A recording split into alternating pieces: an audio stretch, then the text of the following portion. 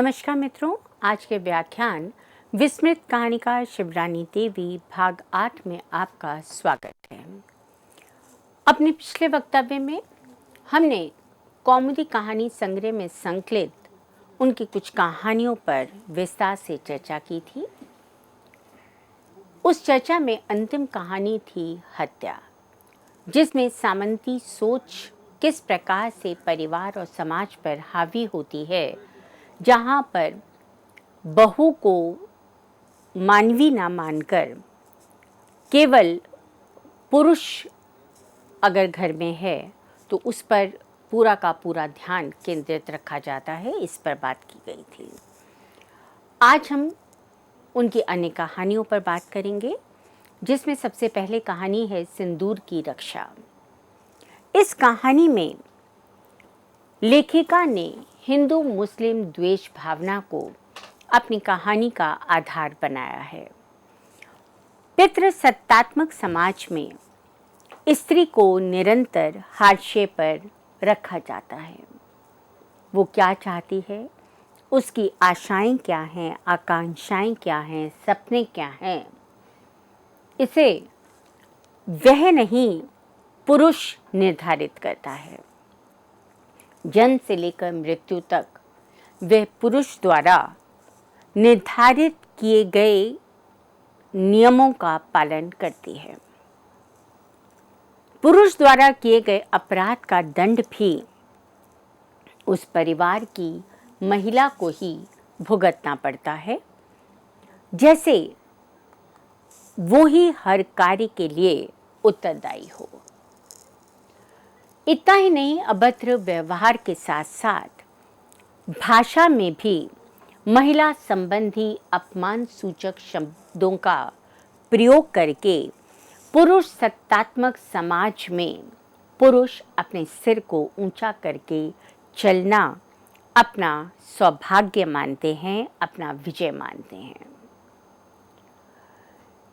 विजयी पक्ष भी अपने उल्लास को व्यक्त करने के लिए पराजित पक्ष की महिलाओं के साथ दुर्व्यवहार करते हैं।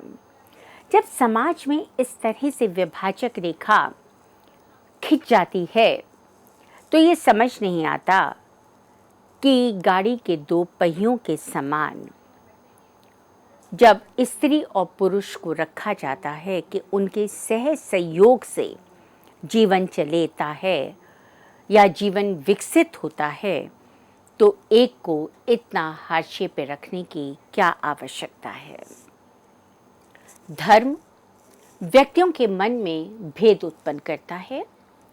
अपने अपने धर्म को श्रेष्ठ प्रमाणित करने के लिए दंगाई किसी भी सीमा तक चले जाते हैं। कहानी दंगाग्रस्त शहर में हिंदू परिवार की कन्या चंदा के विवाह से संबंधित है।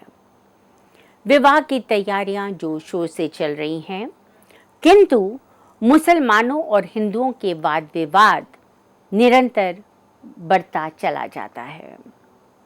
हिंदू बाजा बजाना चाहते हैं, मुसलमान परिवार के लोग इसका विरोध करते हैं।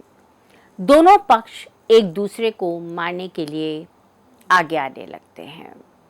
चंदा की भाभी उसे आह्ला और संयोगिता का उदाहरण देते हुए कहती है, ना जाने वे कैसी लड़कियां थीं कि अपने घर वालों का रक्त बहाकर मांग में सिंदूर डालती थीं। मैं तो विष खाकर प्राणों का अंत कर देती। मुझसे तो बाप भाई की हत्या ना देखी जाती।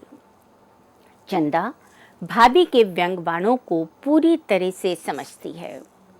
इस पूरे प्रकरण में वे कहीं पर भी दोषी नहीं है, किंतु बिना अपराध के उसे सर्वसम्मति से अपराधी घोषित किया जा रहा था। चंदा विवाह का जोड़ा पहनकर कटार हाथ में लेकर छज्जे पर चली जाती है। मुसलमानों के बताने पर कि हिंदुओं ने उनकी बेटियों को बेइज्जत किया है, चंदा कहती है, अगर मेरा बस होता तो मैं ऐसे हिंदुओं के मुंह में कालिक लगाकर शहर से निकलवा देती। चाहे उसमें हमारा भाई ही क्यों ना होता। लेकिन ऐसी शिकायतें हिंदुओं की तरफ से भी हो सकती हैं। शायद हिंदुओं ने भी मुसलमानों की किसी ऐसी जाति का बदला लिया हो। इससे तो यह कहीं अच्छा है कि हिंदू और मुसलमान मर्दों का अंत हो जाए, औरतें उनके नाम को रो लेंगी। यहाँ पर चंदा एक तरह से साहस पूर्ण कदम उठाती है।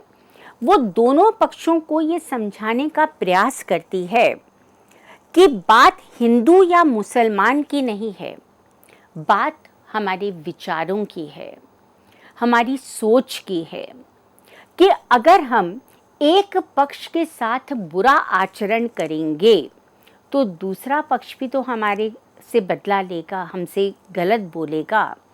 तो यहाँ पर हिंदू और मुस्लिम की कहाँ से बात आई, या ये बात कहाँ से आई कि मर्द अच्छे हैं और औरतें बुरी हैं। चंदा के समझाने पर दोनों पक्ष इस बात को मान जाते हैं कि इस तरह से तो कहीं पर भी इस विवाद का अंत हो ही नहीं सकता। एक बोलेगा, दूसरा उसका प्रतिवाद करेगा, दूसरा प्रतिवाद करेगा तो पहला उसका प्रति उत्तर जरूर देगा, और बात बढ़ते बढ़ते सीमा को पार कर जाएगी। दोनों पक्ष अपने व्यवहारों के प्रति न केवल पश्चाताप करते हैं, साथ साथ बारात का स्वागत भी करने लगते हैं।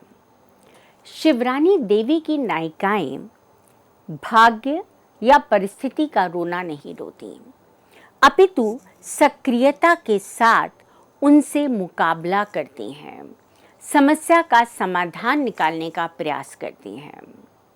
शिवरानी देवी की कहानी विमाता पुरुष की उस मानसिकता को रेखांकित करती है जहां वह परिवार में पत्नी का होना केवल अपनी सुख सुविधाओं के लिए आवश्यक मानता है। पत्नी क्या चाहती है, क्यों चाहती है, कब चाहती है, इससे उसे कोई मतलब नहीं होता। पुरुष की दृष्टि में पत्नी का कोई मान सम्मान नहीं। पति की मृत्यु के उपरांत पत्नी घर परिवार बच्चों में अपना जीवन बिता देती है, परंतु उसी पत्नी की मृत्यु होने पर पति 2-3 दिन बाद ही अपने दूसरे विवाह की अनिवार्यता सिद्ध करने लगता है। मुंशी रमाकांत की पत्नी 15 वर्षीय बेटे सोहन को पिता के संरक्षण में छोड़कर परलोक सिधा जाती है। कुछ ही समय के बाद रमाकांत के दूसरे विवाह के लिए रिश्ते आने लगते हैं। उनकी माँ उन्हें समझाती है, मैं तो यही कहूँगी कि तुम अब इन रोगों में ना पड़ो, क्योंकि तुम्हारे अब एक लड़का है। तुमको अब सिर्फ अपना ही ध्यान नहीं रखना है, सोहन का भी ध्यान रखना है। और फिर आमदनी का ये हाल है, मुश्किल से रो धोकर महीना बीतता है। अगर तुमको घर ही बसाने की फिक्र है तो 2-4 साल में सोहन का ही विवाह कर के घर बसा लेना। ऐसा कहकर वो मानो रमाकांत को उनकी जिम्मेदारियों से परिचित कराती हैं। किंतु यहाँ रमाकांत स्वयं विवाह करना चाहते हैं, इसलिए माँ की बात को ध्यान न देते हुए वो रंभा से विवाह कर लेते हैं। कुछ दिन सब कुछ ठीक रहता है। उसके बाद रंभा त्रिया चरित्र दिखाने लगती है। वो अपनी सास से चाबी छीन लेती है, सोहन की छोटी छोटी ज़रूरतों पर ध्यान नहीं देती और मुंशी जी के कान भरने लगती है। परिणाम स्वरूप सास गांव चली जाती है और सोहन घर छोड़कर बाहर चला जाता है। सोहन अपने विवाह के बाद अलग घर में रहने लगता है। रमाकांत के मरने के बाद सब सोहन को रंभा के अपने साथ रखने के लिए कहते हैं, पर वो मना कर देता है। वो कहता है, मुझे अपने बड़प्पन लेने के पीछे अपने बच्चों की हत्या करने का कोई हक नहीं है। जो कुछ भी मेरे घर में है वह मेरे अकेले का नहीं है। उसमें मेरे बाल बच्चों की और स्त्री का भी हिस्सा है। अब मैं वह पहले का सोहन नहीं जिसकी अपनी हर एक चीज अपनी थी। अब मेरे ऊपर अपनी स्त्री और बच्चों की जिम्मेदारी है। तदयुगीन समाज में विधवा का पुनर्विवाह निषेध था। प्रज्ञावान स्त्री को सम्मान देने वाला व्यक्ति मिलने पर विधवाओं को पुनः विवाह करके सम्मानित जीवन जीने का पूरा अधिकार है। इस बात को शिवरानी देवी शिद्दत के साथ मानती थी। उनका मानना था, मेरी निगाह में स्त्री पुरुष दोनों के लिए समाज एक हो। उनकी इच्छा हो किसी से ब्याह कर सकती हैं। मैं कभी इसको बुरा नहीं कहूँगा, बल्कि और खुश होऊंगा। यह तो स्त्रियों के साथ अन्याय है कि पुरुष तो बुढ़ा खुराट होकर भी ब्याह कर सके और विधवा स्त्रियां जो अभी युवती हैं उसे समाज सती होने का उपदेश करे। इस प्रकार से सोहन के माध्यम से शिवरानी देवी विधवाओं के पुनर्विवाह को अपना समर्थन देती हैं। रंभा पहले क्रोधित होती है, फिर सब बातों से समझौता कर लेती है, घर के सारे काम करती है। उसकी सेवा भावना से उसके जेठ जेठानी प्रसन्न हो जाते हैं। कथांत में सोहन और चाचा का परिवार सब साथ मिलकर रहने लगते हैं। शिवरानी देवी की दूसरी कहानी ऋण गरीब किसान परिवार की कहानी है, जहां जग्गू किसान की मृत्यु के बाद सुरजी बिना घबराए बड़े बेटे बधुआ और लड़की रजिया के साथ खेती का काम करके पटवारी के 300 रुपये ऋण चुकाने का प्रयास करती है। पटवारी की कुदृष्टि रूपवती सूजी पर है, इसलिए वह उसे अपने घर के कामकाज करने के लिए 12 रुपये महीना देने की बात करता है, जिसे सूजी अस्वीकार कर देती है क्योंकि वो जानती है कि पटवारी उसको सहायता नहीं करना चाहता, वो उसके साथ रागात्मक संबंध स्थापित करना चाहता है। वह कहती है, मैं तो कहना तुम्हारा सब ठीक है, लेकिन हम सबों की जात में किसानी अच्छी समझी जाती है। मजदूरी फिर भी मजदूरी है, चाहे एक की हो या लाख की। फिर अब मुझे जोड़ने की लालसा भी नहीं है। मैं तो अपने को सोचती हूँ, जिस दिन मेरा ऋण चुकता हो जाए उसी दिन मेरी सांस भी चुकता हो जाए। बड़ी विनम्रता के साथ वो अपनी बात को पूरी दृढ़ता के साथ पटवारी को बता देती है। लाला इस प्रकार से उसके मना करने पर खुलकर अपने प्रेम को अभिव्यक्त करता है। सुरजी पहले उसे समझाने का प्रयास करती है और जब वो नहीं मानता तो हंसिया लेकर उसकी नाक पर वार कर देती है। ये है शिवरानी देवी की नायिका, जो परिस्थिति के साथ मुकाबला करती है। अपने साथ अनुचित व्यवहार करने वाले पुरुष को उसके आचरण पर दंडित करना भी जानती है। सूजी द्वारा लाला पर किए जाने वाले प्रहार के कारण गांव में स्पष्ट रूप से दो दल बन जाते हैं, एक लालाओं का और दूसरा कुर्मियों का। लाला के लोग थाना पुलिस करना चाहते हैं, किंतु अपना अपराध होने के कारण दर्द भी उन्हें लगता है। उन्हें ऐसा लगता है कि अगर हम जाएंगे तो ये बात भी सामने खुलकर आएगी कि लाला ने सूजी के साथ अनुचित व्यवहार किया था। कॉमेडी संग्रह की अंतिम कहानी है अनोखा ब्याह। इस कहानी में हास्य व्यंग के माध्यम से वृद्ध विवाह का लेखिका ने पुरजोर विरोध किया है। गंगादीन गरीबी के कारण समय रहते विवाह नहीं कर पाता। जब उसके पास पर्याप्त धन दौलत संचित हो जाता है, तब वह वृद्धावस्था में किसी युवती के साथ विवाह करने की इच्छा रखता है। वो कहता है, अगर कोई गरजमंद आ जाए तो वह ब्याह कर लेगा। स्त्री आएगी, उसके बाल बच्चे होंगे, खाएगी और पड़ी रहेगी, रुपया वह क्यों दे। एक दिन राम हरक अपनी विधवा भावज की कन्या का रिश्ता लेकर उसके पास आता है। ठीक विवाह से एक दिन पहले वह गंगादीन से कहता है कि 1000 रुपए देने पर ही यह विवाह संभव हो सकेगा।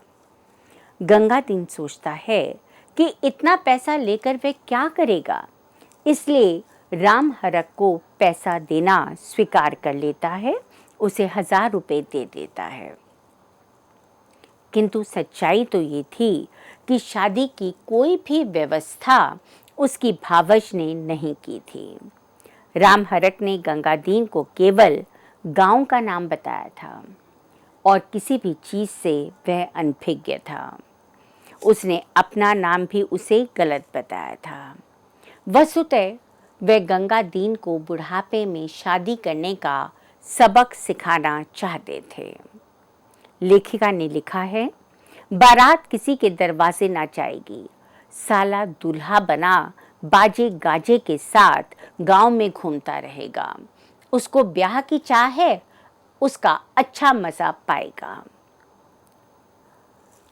इस प्रकार से इस अनोखे ब्याह में नायक अपने ब्याह का जोड़ा पहनकर इधर उधर घूमता रहता है और पूरे गांव में उसका हंसी मजाक बन जाता है। प्रेमचंद की मृत्यु के उपरांत शिवरानी जी की साहित्यिक गतिविधियों में विकास हुआ। वे नियमित रूप से तदयुगीन पत्र पत्रिकाओं में छपने लगी। चांद पत्रिका में प्रकाशित उनकी कुछ कहानियां उनके दोनों संग्रहों नारी हृदय और कौमुदी में संग्रहित नहीं हैं, किंतु ये रचनाएं शिवरानी देवी को कहानीकार के रूप में प्रतिष्ठित करने के लिए महत्वपूर्ण हैं। गांधी जी के नेतृत्व में स्वतंत्रता आंदोलन के प्रभाव स्वरूप विश्वविद्यालय के छात्र उन आंदोलनों में सक्रिय भागीदारी निभा रहे थे। सच्चा ब्याह कहानी की रजनी और रविंद्रनाथ एक दूसरे से अथाह प्रेम करते हैं। स्वराज के लिए पूर्ण रूप से समर्पित रविनाथ और रजनी अपने प्रेम के प्रतीक के रूप में एक आम का पेड़ लगाते हैं और कालांतर में इस कहानी में इसी पौधे को लेखिका ने कल्प वृक्ष की संज्ञा दी है। अवकाश होने पर दोनों बच्चे अपने अपने घर जाते हैं। रजनी अपने पिता को रविनाथ की फोटो दिखाती है और उन्हें बताती है कि वो उससे प्रेम करती है, उससे शादी करना चाहती है। पिता शंकरलाल को लड़का अच्छा लगता है, अतः वे भी इन दोनों का विवाह निश्चित कर देते हैं। इसी समय सार्जेंट हत्याकांड में रविनाथ गिरफ्तार कर लिए जाते हैं और उसे 7 साल के लिए जेल भेज दिया जाता है। मां द्वारा अन्यत्र विवाह करने की सम्मति रजनी को कहीं ना कहीं व्यथित कर देती है और वह उन्हें समझाते हुए कहती है, मैं तो उसी ब्याह को ब्याह कहती हूँ जिसमें 2 आत्माएं मिलकर एक हो जाएं।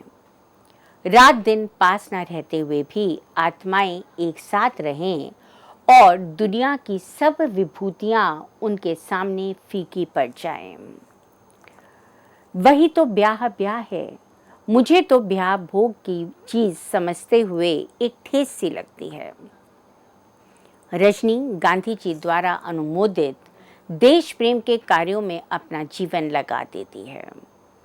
लेखिका की तद्विषयक उक्ति है, दिन भर गांव में रहना, गांव में महिला सेवा संघ खोलना, गांव-गांव घूमकर सबकी मदद के लिए चरखा चलवाना, गांव में सबको लेकर सफाई के लाभ बतलाना, सबको सफाई कर दिखलाना, इस प्रकार के काम में दिन भर लगी रहती है। खाने को जो कोई देता है वह खा लेती है, जो मिल गया पहन लिया। रात को कल्प वृक्ष के नीचे बैठकर अपने अच्छे दिनों को बहुत याद करती थी। एक दिन विनोद शंकर नामक एक विद्यार्थी आकर उसे बताता है कि रविनाथ को सरकार ने समय से पहले ही फांसी दे दी है। रजनी इसे सच मान लेती है, कल्प वृक्ष को गोबर से लीपती है, धूल में मोटे अक्षरों से लिखती है, मैं अपने स्वामी के पास जाती हूँ, जहाँ कोई बाधा बंधन नहीं है। मेरी लाश को इसी कल्प तरु के नीचे दफना देना। मेरी अंतिम खुशी इसी में है। सबको प्रणाम करती हूँ। रजनी की मृत्यु के 5 वर्ष बाद रविनाथ अपनी सजा पूरी करके जब बाहर आता है, तब उसे वस्तु स्थिति का पता चलता है। वह विक्षिप्तों की भांति कल्प वृक्ष से लिपटकर अपने प्राण त्याग देता है। गांधी जी के आह्वान के परिणाम स्वरूप उस समय स्त्रियों की स्वतंत्रता आंदोलन में सक्रिय भागीदारी और स्व अधिकारों के प्रति जागरूकता शिवरानी देवी की बलिदान कहानी का आधार है। लेखिका ने इस कहानी के प्रारंभ में ही बताया है, जब इलाहाबाद में गोली चली थी तब उनके रान में गोली आर पार हो गई थी। साइमन साहब जब लखनऊ में पधारे थे, उस समय प्रभा देवी स्त्रियों के जुलूस के साथ गई थीं। उस जुलूस पर पड़ी डंडों की मार से ज़्यादा चोट आई थी, जिससे वह मरते मरते बची थीं। उसी दिन अस्पताल में प्रतिज्ञा कर ली कि जब तक जिंदा रहूंगी तब तक तन मन धन से देश सेवा करूंगी। प्रभा देवी एम्बुलेंस असेंबली के चुनाव में सांसद चुनी जाती हैं और अमीनाबाद पार्क में सभी को संबोधित करते हुए धन्यवाद ज्ञापित करती हैं। वे मानती हैं कि स्त्रियों को पुरुषों के समान ही अधिकार प्राप्त होने चाहिए। उनका कहना था, जितना अधिकार पुरुषों को मिला है उतना ही अधिकार स्त्रियों को मिलना चाहिए, क्योंकि इन दोनों का संबंध दुनिया के लिए ज़रूरी है। अब रोने का ज़माना नहीं है। बहुत दिनों तक तो त्याग किया, उसी त्याग के पीछे अपने को मिटा भी दिया, परिणाम भी कुछ नहीं निकला। समय का तकाजा है कि पुराने विचारों में परिवर्तन किया जावे। बहुमत के अभाव में प्रस्ताव स्वीकृत नहीं होता। प्रभा देवी फिर भी आश्वस्त हैं। वे असेंबली से त्यागपत्र दे देती हैं, अनशन पर बैठ जाती हैं और लगभग 1000 स्त्रियां उनके साथ अनशन पर बैठने के लिए तैयार हो जाती हैं। वे उन्हें समझाती हैं कि लड़ाई बहुत लंबी है और इसलिए एक साथ नहीं, हमें कुछ कुछ अंतराल पर अपनी बात को रखना जरूरी होगा। अंत में असेंबली भवन के सामने 10 महिलाएं अनशन करती हैं और शेष गांव-गांव जाकर लोगों को समझाने का दायित्व लेती हैं। अनशन के 10 दिनों के उपरांत सभी बड़े नेता घबरा जाते हैं। गांधी जी प्रभा देवी से अनशन समाप्त करने का अनुरोध करते हैं। स्त्रियों को पुरुषों से अधिक अधिकार देने का आश्वासन भी उन्हें देते हैं। प्रभा देवी अपनी बात तो मनवा लेती हैं, किंतु इस आंदोलन में उनके प्राण चले जाते हैं। उनकी शव यात्रा के साथ मनुस्मृति की भी अर्थी सजाई जाती है। शिवरानी देवी की ये कहानी आज भी प्रासंगिक है, क्योंकि स्वतंत्रता प्राप्ति के इतने वर्षों उपरांत भी स्त्रियों को पुरुषों के समान अधिकार नहीं मिले हैं। यद्यपि उनकी स्थितियों में परिवर्तन अवश्य आया है, किंतु आज भी नारी को अपने अधिकारों के लिए लड़ना पड़ता है। इस तरह से हमने शिवरानी देवी के कुछ कहानियों को जानने समझने का प्रयास किया। अगले वक्तव्य में हम शिवरानी देवी और उनकी कहानियों पर और अधिक चर्चा करेंगे। तब तक के लिए धन्यवाद।